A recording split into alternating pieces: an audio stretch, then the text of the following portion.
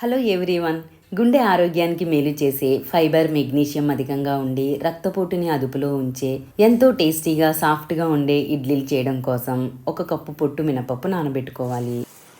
ఇది సామలతో చేసిన ఇడ్లీ రవ్వ.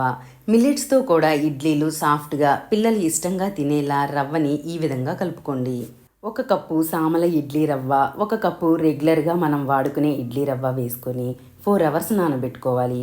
మినపప్పుని, ఇడ్లీ రవ్వని రెండింటిని 4 అవర్స్ నానిన తరువాత మినపప్పుని పొట్టు లేకుండా కడగాలి. ఇడ్లీ రవ్వని కూడా 2 సార్లు బాగా కడిగి ఇడ్లీ రవ్వలో నీరు లేకుండా గట్టిగా పిండుకోవాలి.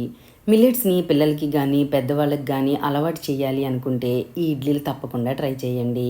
నార్మల్ ఇడ్లీల కంటే ఎంతో టేస్టీగా ఉంటాయి, ఇంకా హెల్దీ కూడా. మినపప్పుని గ్రైండ్ చేసుకునేటప్పుడు ఫ్రిడ్జ్లో చల్లని నీళ్లు వేయడం వల్ల పిండి ఎక్కువగా ఒదిగిస్తుంది. పిండి ఇలా మెత్తగా రుబ్బుకోవాలి. మినపిండి